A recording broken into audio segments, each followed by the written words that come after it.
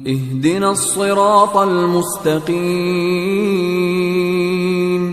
الحمدللہ رب العالمین والصلاة والسلام علی رسولہ الکریم، اما بعد۔ شیخ، سوال بہت ہی اہم ہے، وہ یہ کہ شراب حرام ہے، اس کی بڑی مذمتیں آئی ہوئی ہیں، لیکن آج کل دوائیوں کے اندر شراب کا استعمال ہوتا ہے علاج کے طور پر، تو کیا ایسی دواؤں کا استعمال درست ہے یا کیا ہے؟ بتائیں۔ بسم اللہ الرحمن الرحیم، الحمدللہ والصلاة والسلام علی رسول اللہ، اما بعد۔ محترم ناظرین، جیسے کہ ابھی آپ نے شیخ سے سنا کہ شراب حرام قرار دی گئی ہے، اور چونکہ شراب عربوں کی گھٹی میں پڑی تھی، لہٰذا اسلام نے بڑی حکمت کے ساتھ اس کو بڑے منظم انداز میں ایک ہی مرحلے میں حرام کرنے کے بجائے 3 مراحل میں اس کو تھوڑا تھوڑا کر شراب کو حرام قرار دیا۔ شراب کو ام الخبائث کہا جاتا ہے، یعنی تمام برائیوں کی جڑ اس شراب کے اندر ہے۔ ایک بندہ جو کوئی جرم نہیں کرنا چاہتا، اگر اسے شراب پلا دی جائے تو وہ بڑے سے بڑے جرم کو کرنے میں پیچھے نہیں ہٹے گا۔ تو لہٰذا شراب اسلام میں کلی طور پر حرام ہے، بلکہ اللہ کے رسول صلی اللہ علیہ وسلم نے فرمایا ما اسکر کثیرہ فقلیلہ حرام۔ جس شراب کے مان لیجئے 1 گلاس بھر پینے سے بندہ نشے میں آ جاتا ہے تو اس کا آدھا گھونٹ پینا بھی حرام ہے۔ یعنی 1 گلاس پینے سے نشہ چڑھتا ہے اور 1 گھونٹ یا آدھا گھونٹ پینے سے نشہ نہیں چڑھتا۔ دونوں صورتوں میں چاہے نشہ چڑھتا ہو یا نہ چڑھتا ہو، شراب حرام ہے، مطلب اس کو قریب نہیں کیا جا سکتا، وہ ہر صورت میں حرام ہے۔ اب رہی بات اس کو لے کر کہ دواؤں میں اس کا استعمال۔ اب بعض لوگ یہ کہتے ہیں کہ شراب کو بطور دوا کے استعمال کیا جانا کیسا ہے؟ اللہ کے رسول صلی اللہ علیہ وسلم فرماتے ہیں اِنَّهُ لَيْسَ بِدَوَاءٍ وَلَكِنَّهُ دَاءٌ۔ شراب کوئی دوا نہیں ہے، بلکہ یہ عین خود بیماری ہے، بیماریوں کی جڑ ہے۔ تو لہٰذا شراب کو بطور دوا کے کسی صورت میں بھی استعمال نہیں کیا جا سکتا۔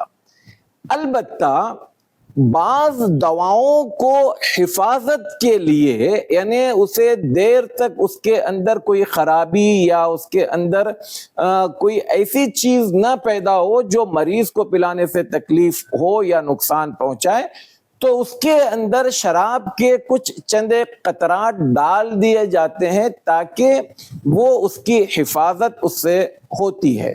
تو اس بارے میں علماء کا یہ کہنا ہے کہ اگر وہ دوا کی حفاظت کے لیے چند قطرات ڈال دیے جائیں تو چند شرطوں کے ساتھ وہ جائز ہے۔ نمبر 1 یہ کہ اس میں شراب کی بو نہ آئے، یعنی بندہ جب دوا پی رہا ہو تو اس کو کسی صورت میں بھی محسوس نہ ہو کہ اس میں شراب کے قطرات ڈالے گئے، یا بندہ جب دوا کو اپنی زبان پر اتار لے تو اس زبان پر اس کا ذائقہ یہ نہ بتائے کہ اس میں شراب ڈلی ہوئی ہے، بلکہ شراب جو قطرات ڈلے ہوئے ہیں وہ ختم ہو گئے، مطلب وقتی طور پر ڈال دیے گئے اور اس کا جز بن کر وہ محلول ہو گئے۔ تو ایسی صورت میں اس کی نہ بو باقی رہے نہ اس کا ذائقہ باقی رہے، اور اس دوا کے پینے کے بعد اس بندے کے اوپر نشہ بھی طاری نہ ہو۔